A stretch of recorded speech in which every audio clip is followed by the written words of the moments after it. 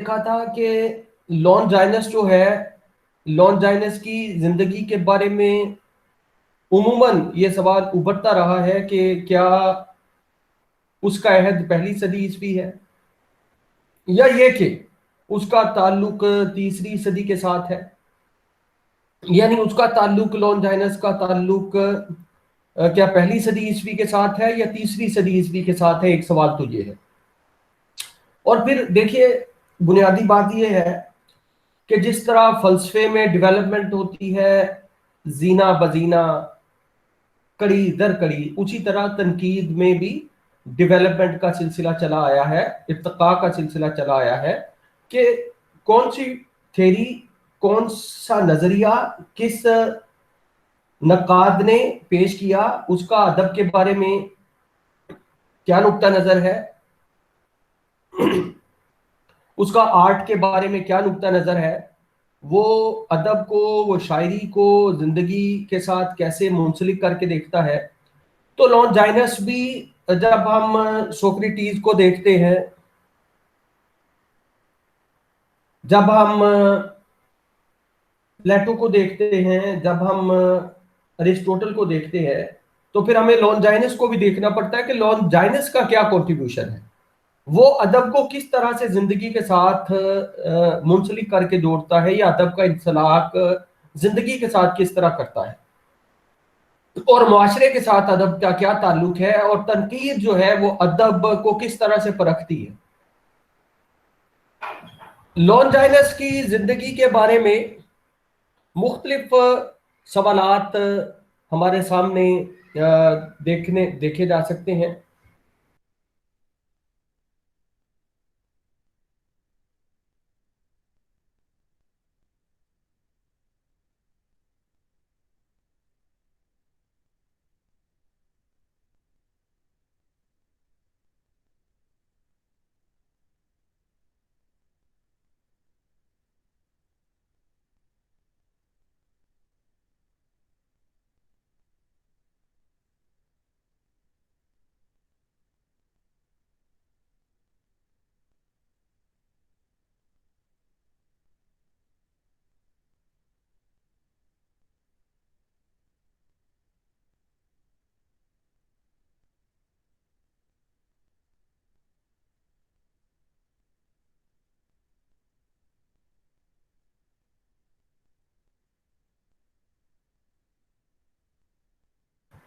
تو لون جائنس کے بارے میں پہلا سوال تو یہ پیدا ہوتا ہے کہ کیا لون جائنس کا تعلق پہلی صدی عیسوی سے ہے یا اس کا تعلق تیسری صدی عیسوی کے ساتھ ہے۔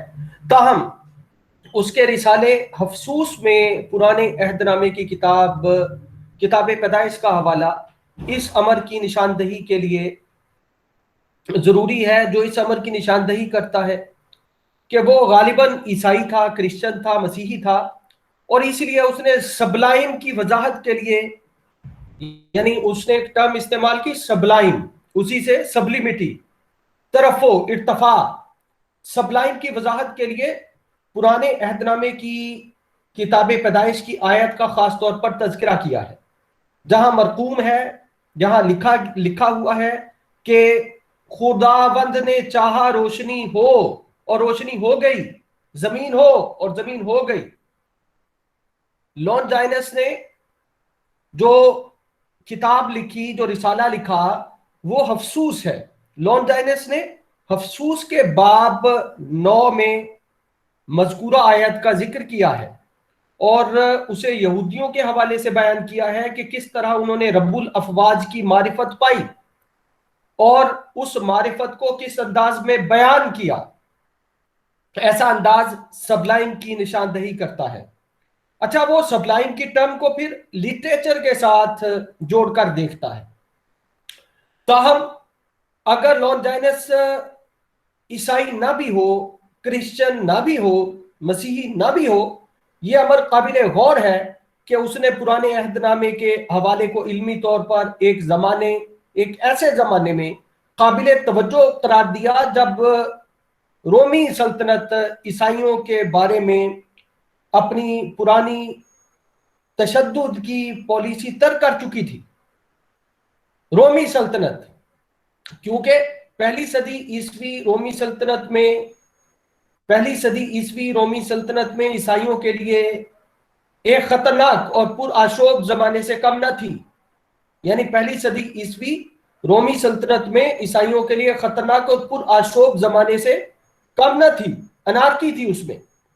उस जमाने में ईसाई जेरे जमीन तहखानों में छुपे रहते थे और उन पर तशद्दुद किया जाता था। ऐसे शवाहिद के मुताबिक लॉन्जाइनस का अहद तीसरी सदी ईसवी है। उसने अपने रिसाले में जिन सवालों को उठाया है वो सवाल उन सवालों से मुख्तलिफ है जो अरस्तू ने जेरे बहस लाए थे, जो अरस्तू जेरे बहस लाया था, या जिनको होरेस ने अपने जमाने में अहम गर्दाना था, अहम तस्वुर किया था। लॉन्जाइनस यूनान और रोम की कदीम दुनिया में नए सवाल मुरतब करता है और ऐसे सवालों के सबब उसकी इल्म तनकीद में बजा तौर पर अहमियत है। ताहम लॉन्जाइनस के रिसाले का उन्वान, जो यूनानी जबान में अफसूस है, इल्मी मुबाहिस का मौजू रहा है, इल्मी डिस्कोर्स का मौजू रहा है। इस उन्वान को लातीनी में तर्जमा करके डी सब्लिटॉट कहा गया। इस तरह लातीनी तर्जमे ने सबलाइम की इस्तलाह को मगरिब की इल्मी और तनकीदी रिवायत में शामिल किया। फ्रांसीसी और अंग्रेजी में भी यही इस्तलाह रिवाज पाई और 18वीं सदी में सबलाइम को नजरिया हुस्न के मुतकाबिल एक नए तस्वुर के तौर पर कबूल किया गया। यानी हुस्न के मुतकाबिल, हुस्न के पैरेलल, ब्यूटी के पैरेलल एक नए तस्वुर के तौर पर कबूल किया गया। कब? 18वीं सदी में। जाहिर है कि एक अफसूस जो रिसाला था वो लिखा गया और उसको ट्रांसलेट जो है वो बहुत अरसे के बाद किया गया।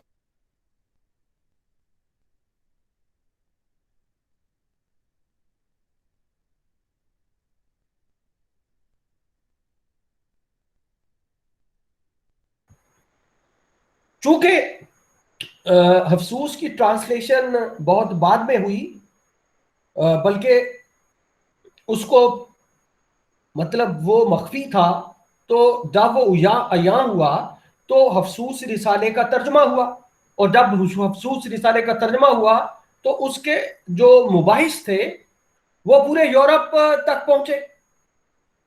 अच्छा, अब और यूं हुस्न की एक नई दर्जाबंदी जाहिर हुई, यानी हुस्न को एक नए अंदाज से इंटरप्रेट किया गया, हुस्न की एक नए अंदाज से ताबीर की गई, हुस्न को एक नए अंदाज से समझा गया। यानी कायनात का हुस्न, इंसान की ब्यूटी, अदब की ब्यूटी, फनून लतीफ़ा की ब्यूटी, ब्यूटी ऑफ आर्ट। अंग्रेजी जबान का लफ्ज ब्यूटीफुल हुस्न के जिस नजरिए की निशानदही करता था उसे इंसानी हिस्सी तजुर्बे के इजहार के लिए ना काफी ख्याल किया गया, ना काफी समझा गया, और उसकी जगह सबलाइन को इस्तेमाल करने की गुंजाइश पैदा हुई। और इस तरह यह इम्तियाज रवा रखा गया कि जो शय काबिल पैमाइश है, जिसको मैयर किया जा सकता है और जिसका अहाता एक नजर में मुमकिन है, उसे खूबसूरत कहना मुनासिब है। मसलन नदी खूबसूरत है, लेकिन क्या समुद्र भी खूबसूरत के दायरे में शामिल है? समुद्र का हुस्न खूबसूरत के तस्वुर में नहीं आ सकता। यानी समुद्र की जो गहराई है, समुद्र की जो वुसअत है, जो समुद्र का बस्तो कुशाद है, वो इतना ज्यादा है, इतना बड़ा है कि वो ब्यूटी के दायरे से मावरा है। यानी उसके इतने पहलू हैं कि उनको हुस्न का लफ्ज या ब्यूटी का लफ्ज जो है उसके तमाम पहलुओं का अहाता नहीं कर सकता। इसलिए समुद्र को कहा गया समुद्र सबलाइम है। अगर ऐसे रवैयों को मलहूज रखा जाए तो यह कहना दुरुस्त होगा कि लॉन्जाइनस का तस्वुर सबलाइम यानी कॉन्सेप्ट ऑफ सब्लिमिटी हुस्न के लिए ऐसे तस्वुर की निशानदही करता है जिसे किसी महदूद पैकर में आश्कार करना मुहाल हो। अब देखिए, अब यहां बात है, एक चीज का पैकर जो है वो آپ کی رینج میں ہے اور ایک چیز کا پیکر آپ کی رینج سے باہر ہے. تو جس چیز کو آپ جس کی پیمائش کر سکتے ہیں آپ اسے جو ہے اس کے لیے بیوٹی کا لفظ استعمال کر سکتے ہیں, اور جس چیز کی آپ پیمائش نہیں کر سکتے اس کے لیے آپ سبلیمٹی یا سبلائم کا لفظ استعمال کریں گے. یہ ٹرم جو ہے وہ استعمال کریں گے.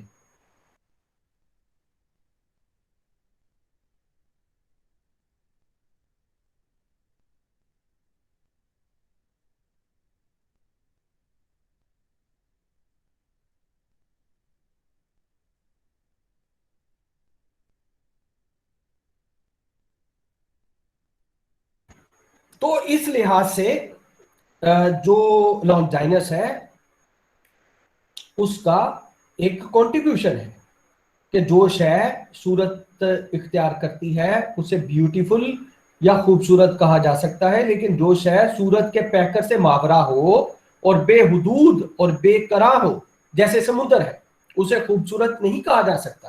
سمندر کیا ہے؟ سمندر جو ہے وہ صورت کے پیکر سے ماورا ہے اور بے حدود ہے اور بے قرار ہے, یعنی اس کی بست و کشاد کو ماپا نہیں جا سکتا. 18ویں صدی کے مغربی نقادوں نے ایسے حسی تجربے کیے اور ایک اور اظہار کے لیے حسی تجربے کے اور ادراک کے اظہار کے لیے سبلائم کی اصطلاح کو قابل قبول گردانا اور اس طرح سبلائم کو بیوٹیفل کے مقابلے میں ایک نئی جہت, ایک نئی ڈائمنشن دی. تاہم اگر خوبصورت اور سبلائم کی درجہ بندیوں کا جائزہ لیا جائے تو احساس ہوگا کہ سبلائم ایک ایسا تصور ہے جسے حسین کی اصطلاح بھی پوری طرح ادا نہیں کر سکتی, کیونکہ جس شے کو حسین کہا جائے وہ فوری طور پر پیکر اختیار کرتی ہے. دیکھیے مطلب آپ کہتے ہیں فلاں انسان بہت خوبصورت ہے تو اس کا پیکر ہے, فوری اس کا پیکر ذہن میں آ جاتا ہے, اس کا ناک نقشہ ذہن میں آ جاتا ہے, اس کی رنگت ذہن میں آ جاتی ہے, اس کے فیچر ذہن میں آ جاتے ہیں. آپ کہتے ہیں فلاں پھول بہت خوبصورت ہے, پھول کی پورا امیج ذہن میں بنتا ہے, پیکر ذہن میں بنتا ہے. اس اعتبار سے ہر وہ شے جو ماورائے پیکر ہے اسے سبلائم کہا جا سکتا ہے. اب یہ سبلائم کی ٹرم جو ہے وہ پیکر اور ماورائے پیکر, یعنی پیکر کے لیے بیوٹیفل کی ٹرم استعمال کریں گے اور ماورائے پیکر سبلائم, یا اسے حسن محض کے طور پر قبول کیا جا سکتا ہے.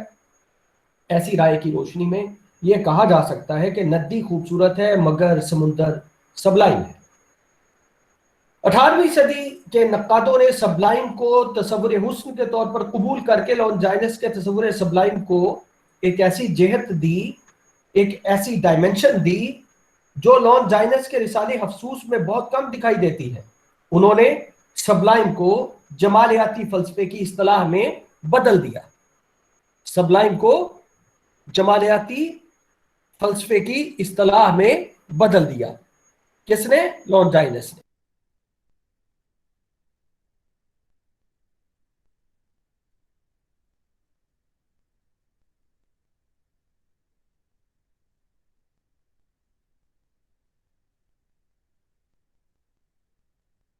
اب آپ دیکھیے یونانی زبان میں افسوس کے معنی بلندی اور رفعت کے ہیں, اور اس اصطلاح سے مراد فصاحت کی بلندی اور رفعت ہے, لیکن بلندی اور رفعت کے ساتھ اس میں گہرائی کے معنی بھی شامل ہیں.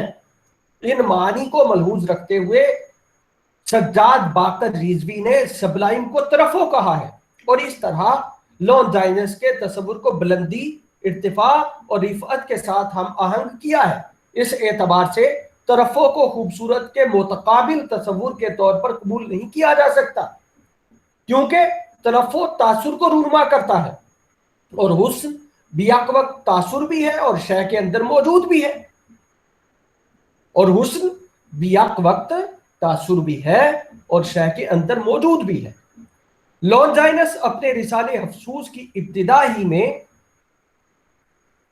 مذکورہ تصور کی وضاحت کرتا ہے اور خیال گزرتا ہے کہ یہ اصطلاح اس عہد کی مقبول عام اصطلاح تھی اور مذکورہ اصطلاح کے بارے میں ایک سے زیادہ رویے موجود تھے.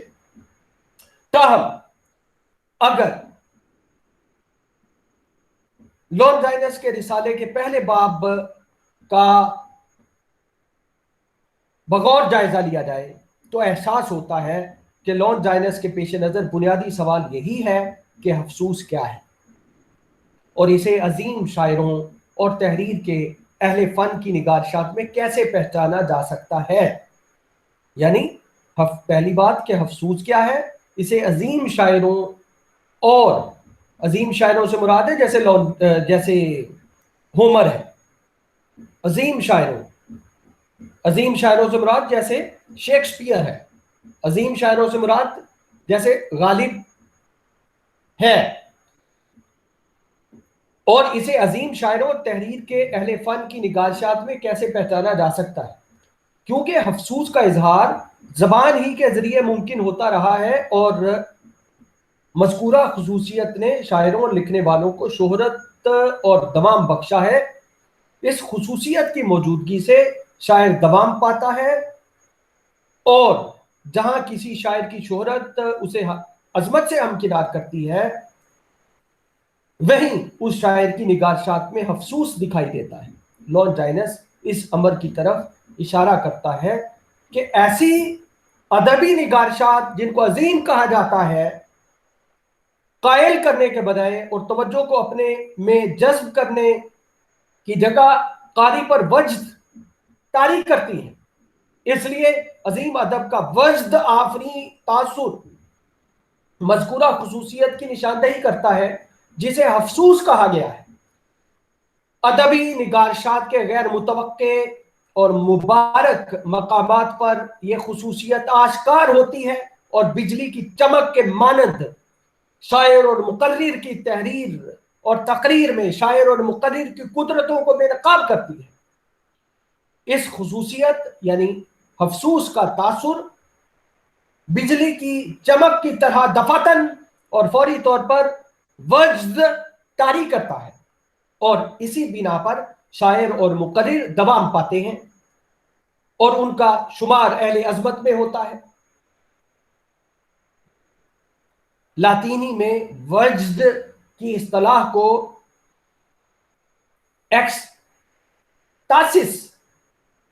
एक्सतासिस का तस्वुर बयान करता है लातीनी में, लैटिन में। लॉन्जाइनस इसी बहस को मजीद वाज़े करते हुए अपने रिसाले के दूसरे बाब में यह सवाल उठाता है कि क्या इस शय को फन की जेल में शुमार किया जा सकता है जिसे उसने अफसोस कहा है। क्या अफसोस को फन की जेल में गर्दाना जा सकता है, शुमार किया जा सकता है? उसका कहना है कि बाज़ अहले फिक्र इसे कुदरत की तरफ से अतिया करार देते रहे हैं, ताहम हकीकत यह है कि कुदरत का अतिया भी रायगा जाता है अगर उसकी मुनासिब निगहदाश्त और तरबियत ना की जाए। अगर किसी शायर की तबीयत में ऐसा अतिया कुदरत की तरफ से बराबर मौजूद भी हो, इसके बावजूद उसे उस अतिये की तरबियत के मराहिल से गुजरना पड़ता है, ट्रेनिंग से गुजरना पड़ता है। यानी कुदरत ने एक एबिलिटी, एक अहलियत अगर किसी को अता की है तो उसे ट्रेनिंग भी उस फन की करनी पड़ती है। ताहम यह बात भी तो किसी हुनर ही की मदद से आश्कार होती है कि अदब में कुदरत का अतिया कैसे रूनुमा होता है, और अगर वो खुसूसियत कुदरत का अतिया है जिसके तासुर से वज्द तारी होता है और जिसका इल्म बिजली की चमक के मानंद फौरी तौर पर जाहिर होता है, तो ये अमर भी काबिल गौर है कि इस सारे अमल को अदब में कैसे शिनाख्त किया जा सकता है, इस सारे अमल की अदब में कैसे पहचान की जा सकती है। अफसोस अदब के बतन में मुजमिर, अदब के बतन में मख्फी होते हुए अपना इजहार करता है और उसके इजहार की सूरतें और उसका फौरी असर और हालत वज्द का तारी होना है। अफसोस का तासुर इस्तिगराक है, लेकिन इस्तिगराक की कैफियत में ऐसे तमाम अज्जा को शामिल किया जा सकता है जिनको इंबिसात, जज्ब और वज्द और खुद फरामोशी के अल्फाज बयान करते हैं। फन तकरीर और फन शेर की अजमत इसी खूबी में है जिसे अफसोस कहते हैं और जिसे अतिया कुदरत भी ख्याल किया गया है। तो ये तो अफसोस और सबलाइन جو ٹرمز تھیں یہ ان کی ڈیٹیل تھی یا ان کو انٹرپریٹ کرنا ضروری تھا کہ ان لونجائنس کا کنٹریبیوشن کیا ہے. اس سے پہلے جو ہے جو کچھ جو آئیڈیالوجی جو نظریات پیش کیے گئے تو لونجائنس نے اپنا نظریہ نیا نظریہ کیا یعنی لونجائنس نے نیا نظریہ کیا پیش کیا. وہ آرٹ کو کیسے دیکھتا ہے, وہ سبلائم یا سبلیمٹی کی ٹرم کو کیسے جو ہے ڈیفائن کرتا ہے, وہ کیسے کہتا ہے کہ جو چیز جو ہے وہ ماورا ہے, ماورا پیکر ہے, اس کے لیے سبلیمٹی کا یا سبلائم کی ٹرم استعمال ہوگی, اور جس چیز کا پیکر جس کو آپ پیمائش کر سکتے ہیں اس کے لیے بیوٹیفل کی ٹرم استعمال ہوگی. ٹھیک ہے, تو اسی لیے ندی جو ہے وہ بیوٹیفل ہو سکتی ہے, سمندر جو ہے وہ سبلائم ہوگا. وہ اس لیے کہ سمندر میں وسعت ہے, سمندر میں گہرائی ہے, سمندر جو ہے وہ بے کراں ہے, بے محدود ہے یا لامحدود ہے.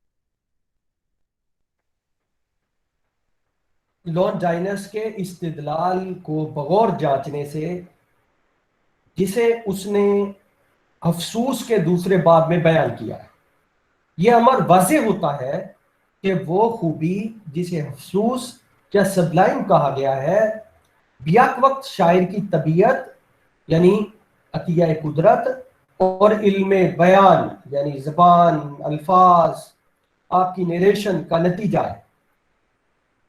افسوس کیا ہے؟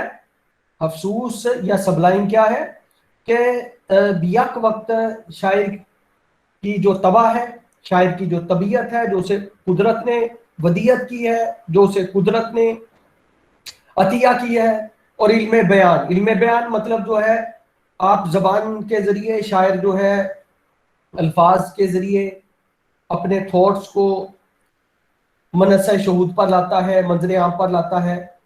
تو یہ ان کا نتیجہ ہے. شاعر کی فطرت اور زبان کے شعوری استعمال سے ادب کا وہ تاثر نما ہوتا ہے جو استغراق اور وجد طاری کر سکتا ہے اور شاعری کی عظمت کا سبب بنتا ہے. یعنی عظیم شاعری عام شاعری نہیں ہوتی بلکہ شاعری کو بڑا بناتا ہے.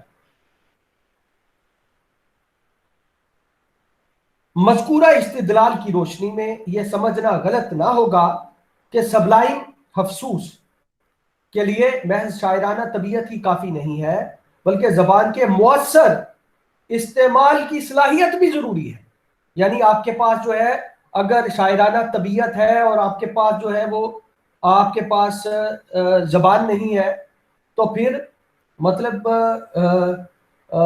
کیا ہے کہ یہ ناکافی ہے.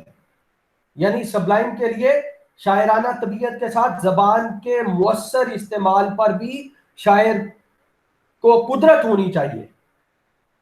یعنی دونوں چیزیں, یعنی زبان کا مؤثر بیان, زبان کا مؤثر استعمال اور شاعرانہ طبیعت, یہ دونوں ایلیمنٹ جو ہیں وہ افسوس کی ٹرم میں آتے ہیں یا اس کے دائرے کو مکمل کرتے ہیں. اس کے علاوہ اس بات کو بھی ملحوظ رکھنا مناسب ہے کہ سبلائم زبان کی مدد سے اور زبان کی لسانی تشکیل سے اظہار پاتا ہے.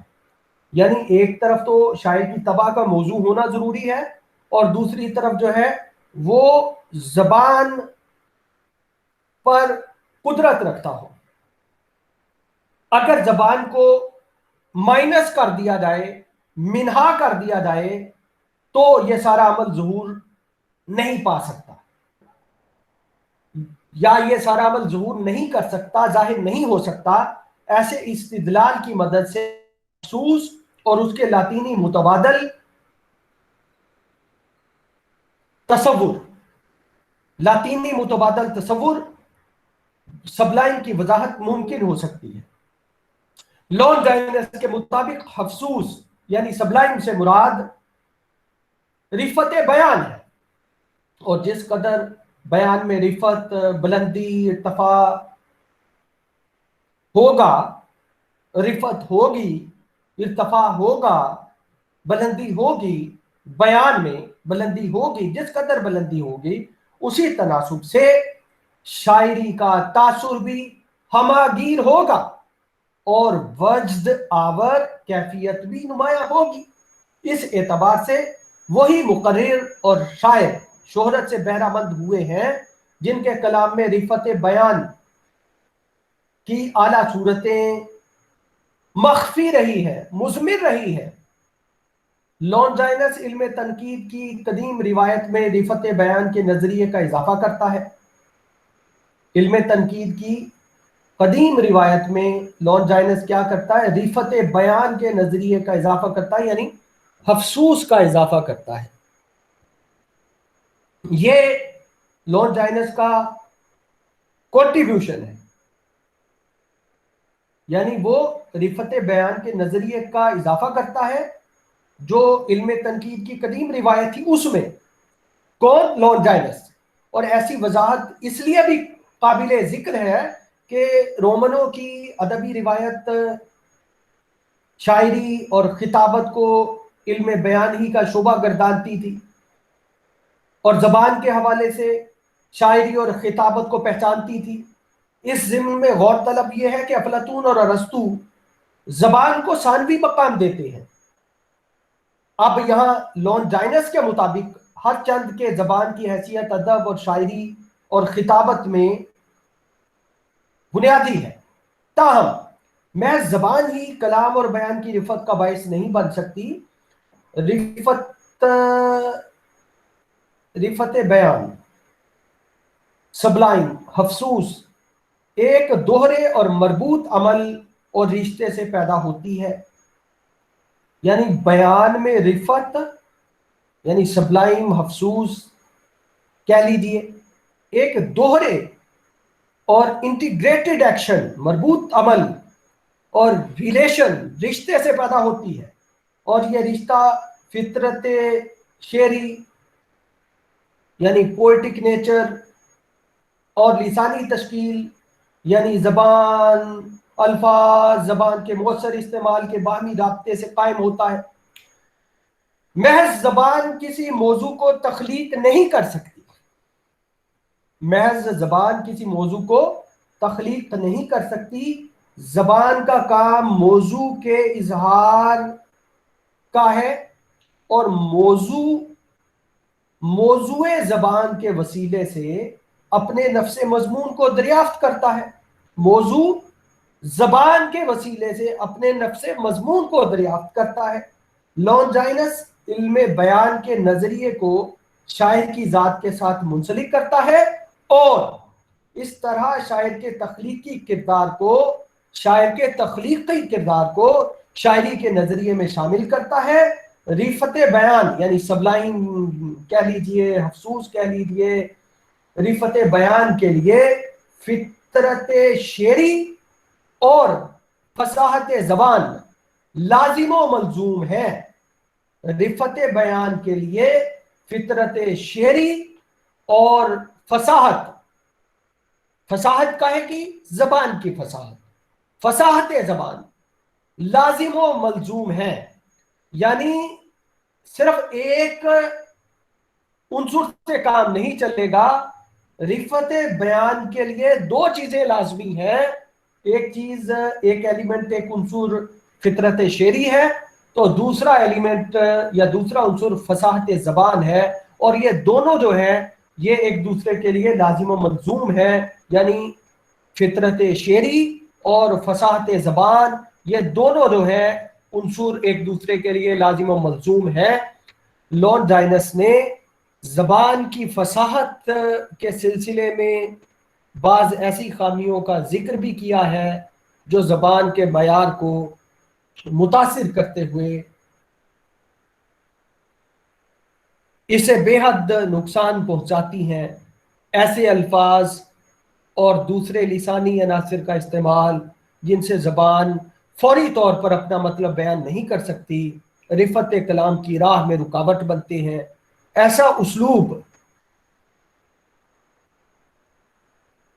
اسلوب زبان کو دھندلا دیتا ہے اور گدلے پن کو نمایاں کرتا ہے۔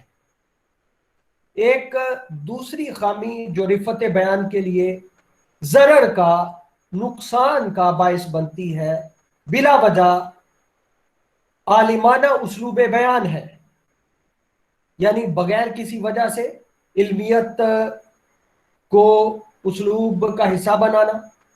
جذبات کا غیر مناسب اور غلط استعمال بھی رفت بیان کے لیے رکاوٹ بنتا ہے۔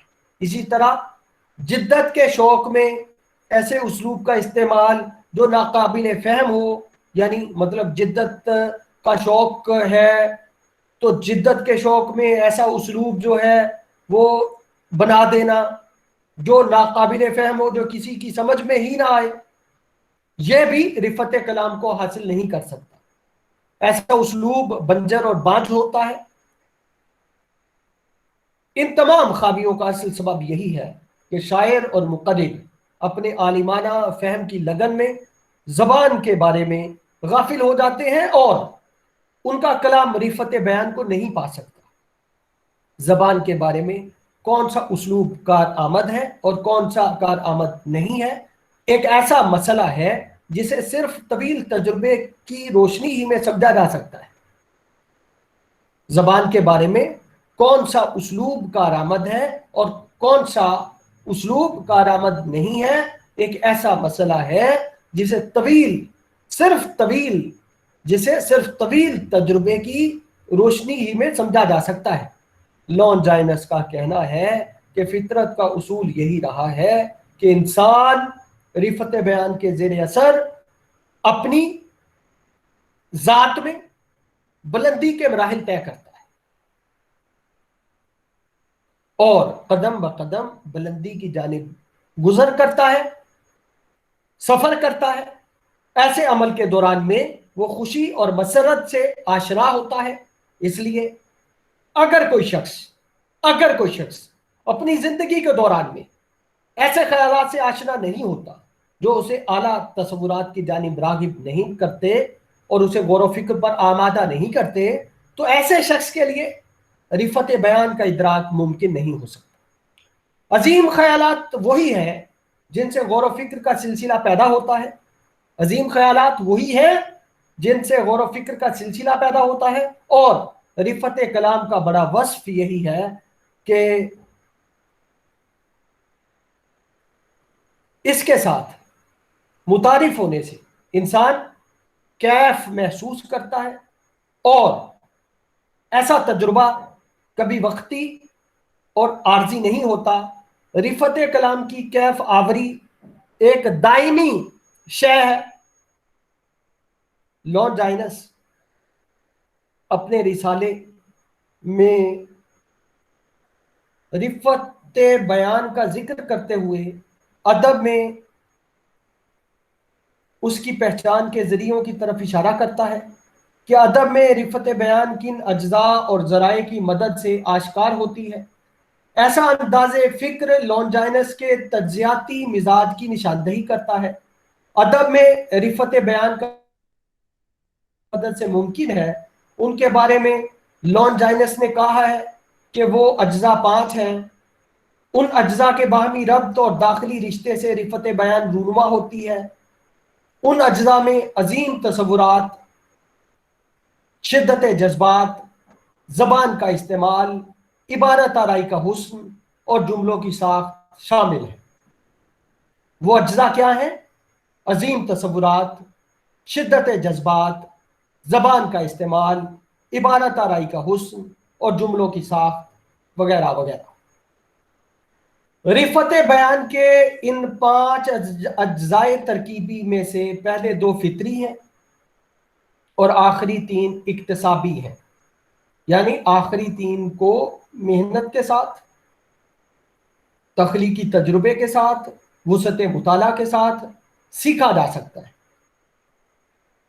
आखिरी 3 इक्तसाबी अज्जा का ताल्लुक फन से है जिसे सीखा जा सकता है और जिनके सीखने के लिए तरबियत और तदरीस और तालीम ज़रूरी है।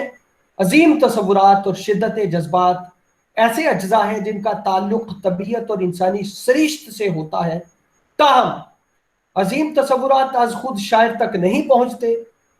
इनको वसूल करने की सलाहियत का इंसान की सरिश्त में मौजूद होना ज़रूरी है। इसलिए रिफत बयां वहां जाहिर होती है जहां इंसानी ज़हन और सरिश्त में अजीम तसव्वुरात को अख्ज़ करने की सलाहियत मुज़मिर हो। शिद्दत जज्बात की अहमियत भी उसी वक्त नुमायां होती है जब अजीम तसव्वुरात के वारिद होते ही महसूसात का शदीद अमल रूनुमा होता है और इंसानी तबीयत के जज्बात अजीम तसव्वुरात के साथ हम आहंग होते हैं। अगर इन अज्जा का जायजा लिया जाए तो वाज़ेह होगा कि रिफत बयान ना तो महज शायर की सरिश्त का नतीजा है, यानी रिफत बयान महज दायमी तसव्वुरात और उनसे वाबस्ता शिद्दत जज्बात ही से रूनुमा नहीं हो सकती, और ना ज़बान का इस्तेमाल, इबारत अदाई का हुस्न और जुमलों की साख्ती अपने तौर पर रिफत बयान की जामिन है। रिफत बयान इंसानी सरिश्त और फन के बाहमी रब्त से ज़हूर पाती है। इन अज्जा के मजमूए से या उन अज्जा के मजमूए से जिनकी तरफ लॉन्जाइनस ने इशारा किया है, रिफत बयान का आश्कार होना मुमकिन है, ताहम उसे किसी तौर यकीनी नहीं कहा जा सकता, क्योंकि बयान की रिफत ना तो किसी अदब पारे की ज़खामत में मुज़मिर है